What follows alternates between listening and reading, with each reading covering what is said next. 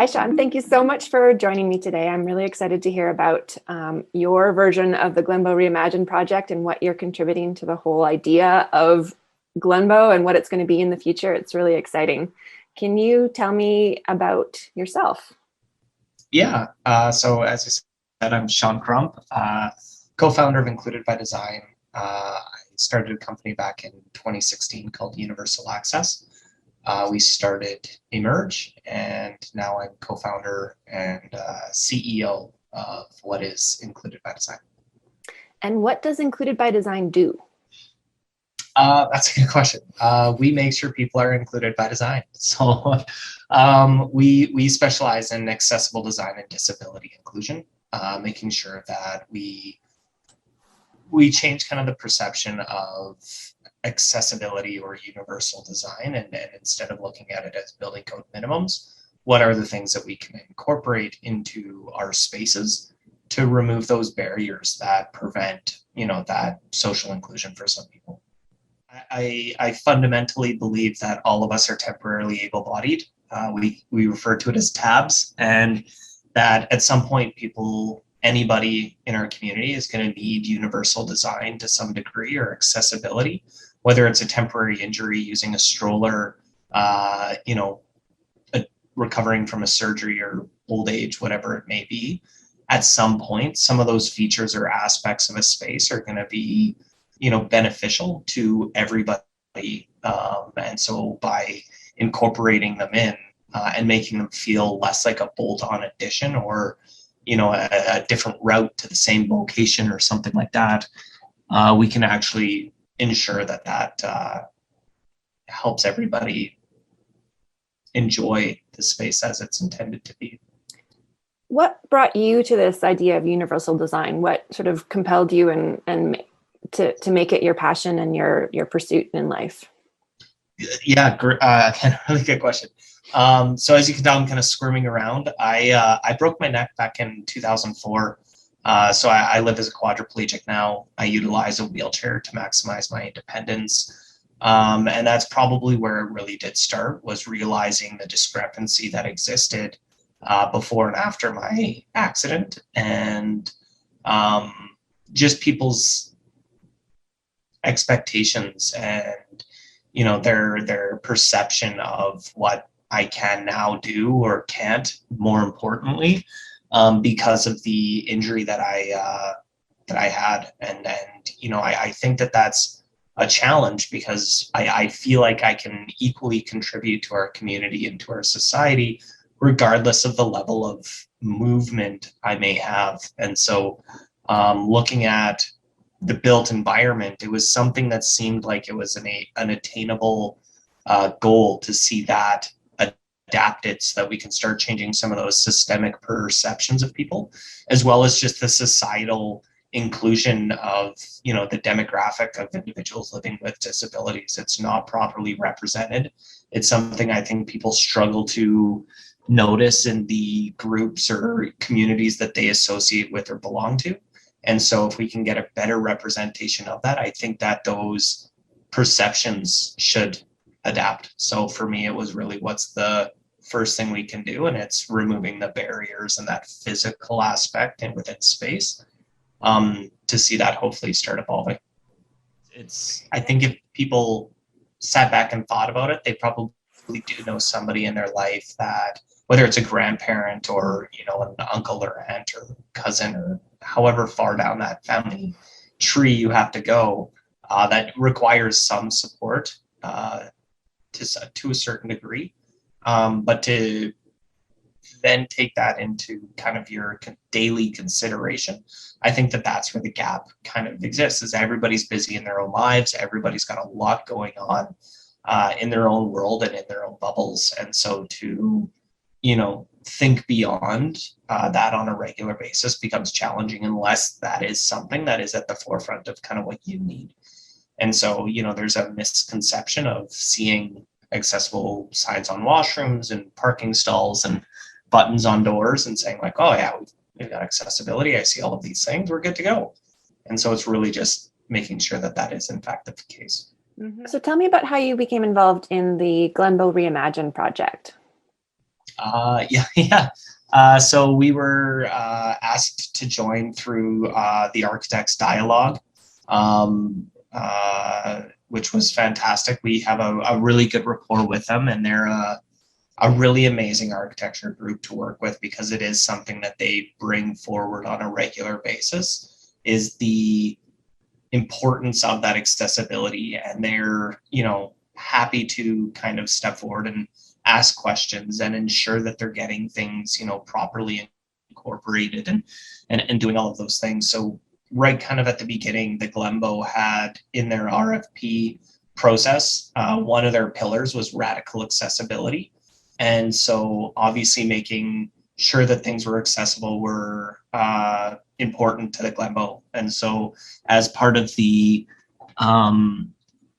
proposal, Dialogue made sure that they had us as part of that process. And again, I think it's important to note that there's design and then construction and all of those pieces in the project. So making sure that we can, identify certain assumptions, or at least identify those misses that could occur from those transitions, is something else that we've made sure that we're kind of identifying early on, so that everything hopefully goes as envisioned, and we can really see a beautiful space that has a massive impact on our community here in Calgary and beyond.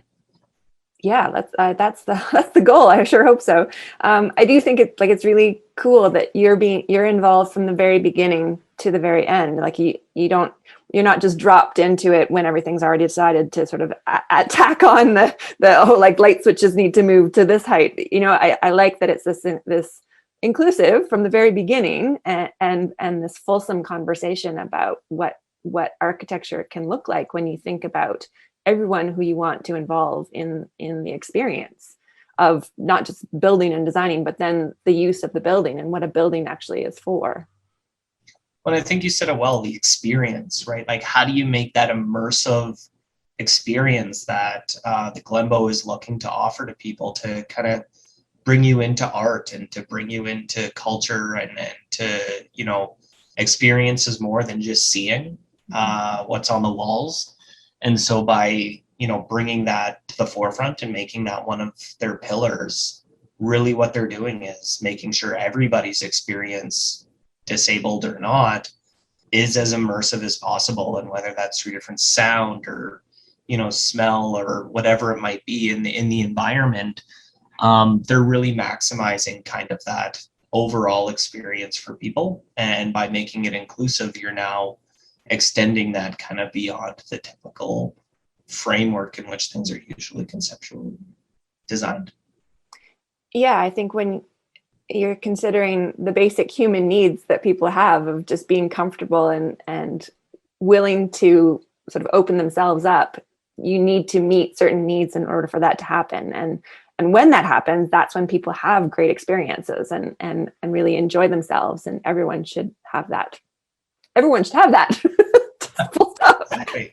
And I think there's that like threshold concern, right? Like a lot of people feel like, oh, maybe I'm not X or Y, or maybe I'm not, maybe I don't fit these certain bubbles. And so there's that threshold concern of, once I go past this door, do I meet what is expected? And I really like that Glenbow's trying to remove that consideration and say, come in and enjoy, experience. The really nice thing is they've also, come forward and acknowledge that this isn't something that, you do and you kind of leave as a done thing. There's always improvements that can be made. There's always new technology. There's always new supplementations that can go in and evolving, pieces. And so by ensuring that they're capturing kind of that foundational accessibility right now, even if there are things that aren't perfect, it's making sure that they can be evolved or, incorporated as budget allows, or as different kind of things in this path forward allow for. But it is something that they're recognizing and acknowledging as part of the process, which I think is really important, because a lot of people kind of look at a building and say, once occupancy is granted, we're good to go. And, and that often isn't the case. That actually brings me to an interesting question. What about that digital space versus physical space? Are there accessibility issues that sort of intertwine between the two? And do you think about both spaces in your work, both digital and physical spaces? We try to. We often refer for some digital work, so websites and some of those other things. There are some amazing specialists on that side. Where we look at more technology is what can we use to supplement the physical space with new technologies that are coming out to support different disabilities or experiences or use types.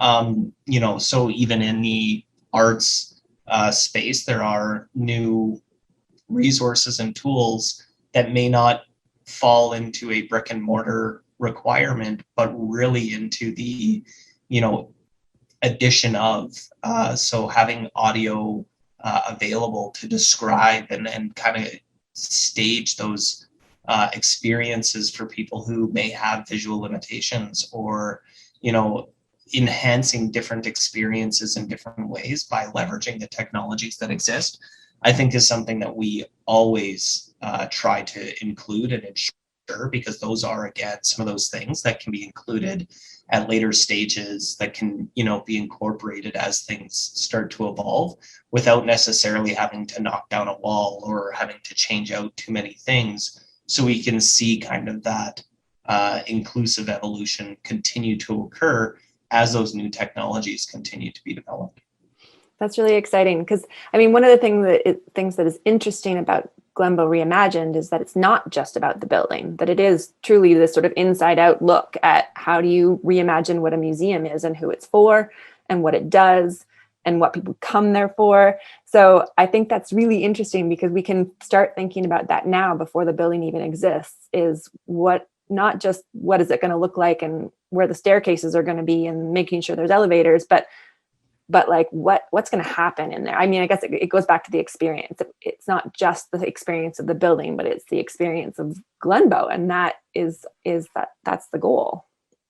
Yeah, and I think part of that, is we've been fortunate enough to take the COVID experience and start implementing and incorporating some of the things that we've learned from that as well into the conversation, as well as into the thought. And some of that is that, intuitive wayfinding piece that I alluded to earlier, where it's what's the flow going to be like of the room or of the space? How are people going to, naturally navigate? And does that aid to helping others find their way easier, or to create more space for people in scooters or in large electric wheelchairs like myself, or maybe you do need a little more space, or maybe you need to be at the forefront of something because you can't see in front of people standing in front of you, or whatever that may be.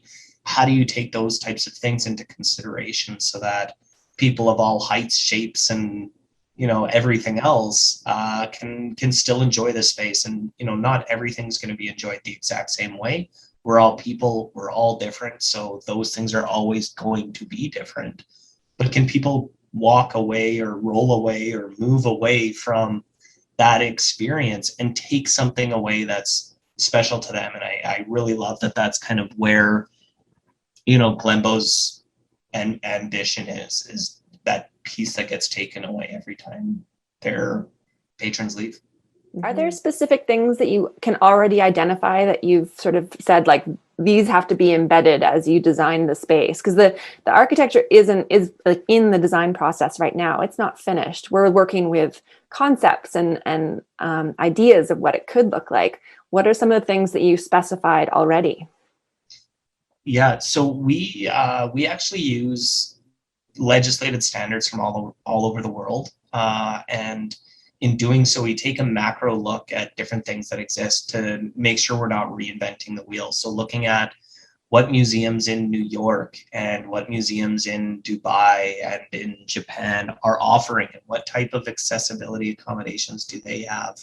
So everything from, some of those pieces to make the exhibits a little bit more inclusive, to emergency protocols and making sure everybody has a safe place in the worst state of the environment was something that, we brought up and dialogue's been very receptive towards right away was, how do we make sure everybody's safe when things aren't running perfectly? Because accessibility is great in the best of times. What happens when things aren't the best of times? Do we still have those same considerations and supports for people in all of that? So that was something that we addressed kind of early on, made sure that there's those pieces. So really it then becomes a training and an operational thing to make sure that staff and anybody else are, able to do so.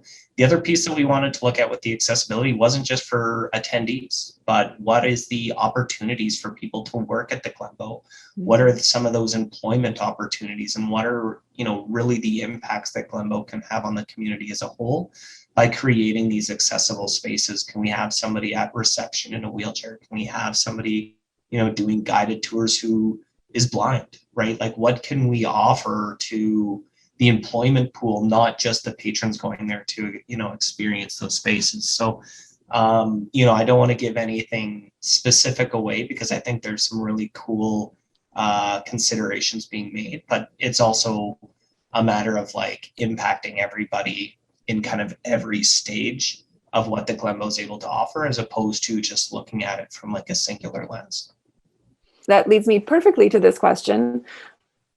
Your advocacy for accessible design often includes convincing decision makers and funders about the value and the economic benefits of inclusive design.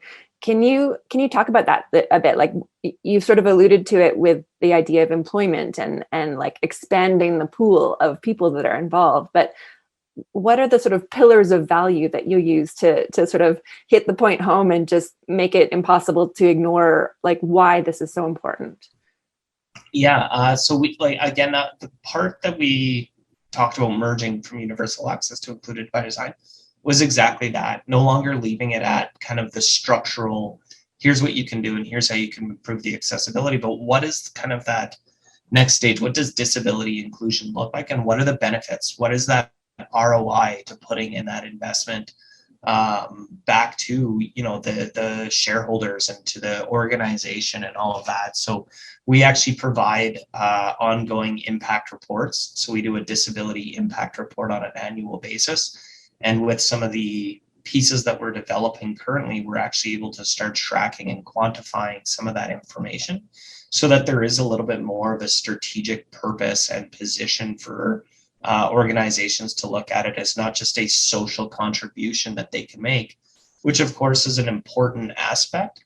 But as we know, in any capital project or anything like that, there are budgets, there are, decisions that need to be made with capital intentions. And for us, it's if we can make an economic basis and we can showcase on a regular basis, this is the improvement. You've increased your accessibility by X%.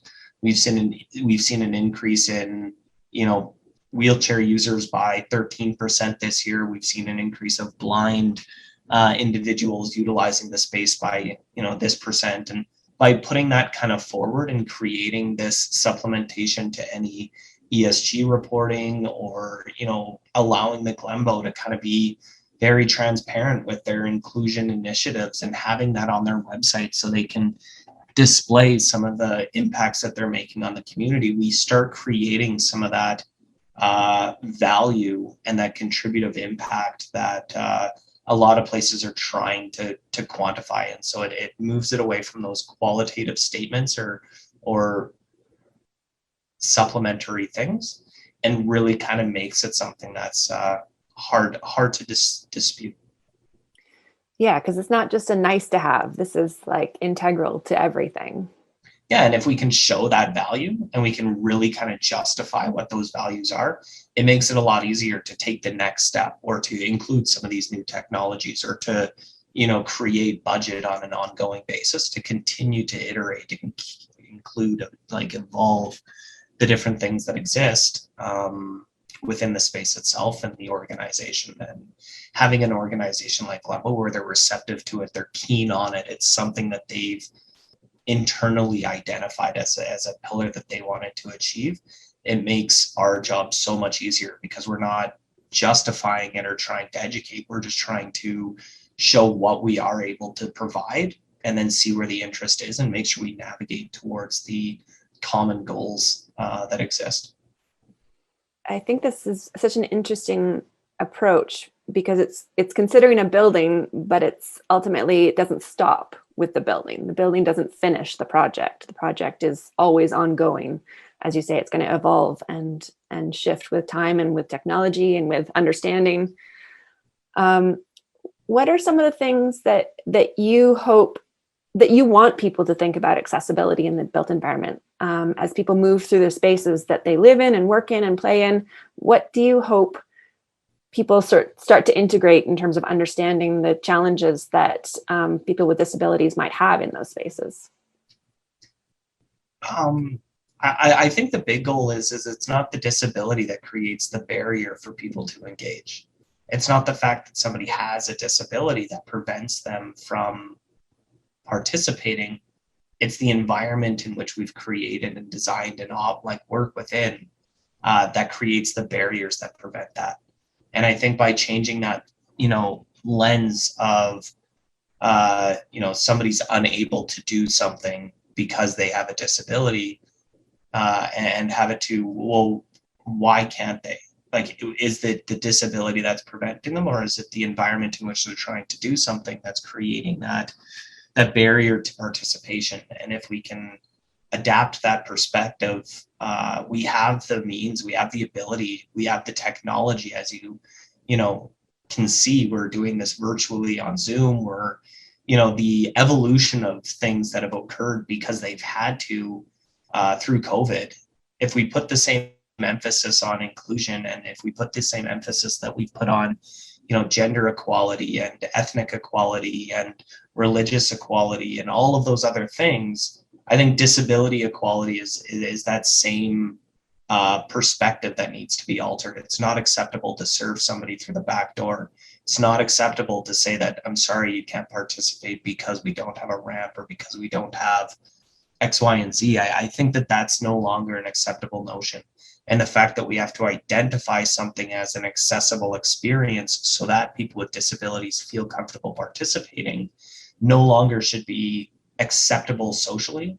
It really should be, those that aren't accessible need to identify themselves as inaccessible, because that's where the problem lays, not the other way around. So the goal really is to see those types of shifts occur, not just within the disability community, but amongst all of us, so that there's just that common appreciation and understanding of what inclusion is and where that line is drawn.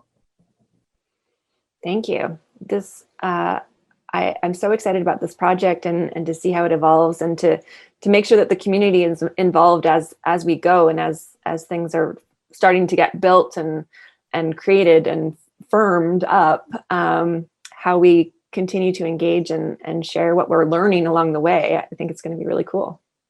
Yeah, and I think it's also the from my perspective, or from kind of that disability community as well, is acknowledging that there's never going to be the perfect environment. I think everybody gets a little bit up to be in a public space. That's why your home feels so comfortable, because you design it for you. But if we designed for everybody uniquely and independently, we would never have public spaces, because you'd need 100 different sizes of chairs and different widths and different heights, and just for everybody to have that comfortable sit. So there's always going to be that allowance of what people are willing to compromise on. And so as long as that's not overly weighted to people with disabilities, I think that that's a great direction to try and shoot for, and appreciating what has been done as opposed to always pointing out the things that are still missing. I think it's important to identify those pieces, but I think it's also important to recognize the growth that we've had as a community so far. Although there's a long way to go, there have been steps, there has been progress, right? We see the curb cuts and we see the evolution of things that exist in our community. Although it's been a snail's pace to get there, it's still getting us there. And the more we can acknowledge what's being done right, the more encouraging it is for others to then start trying to get those incorporated in. Well, thank you so much for sharing all of this with me today. This approach is so exciting. I really appreciate your time.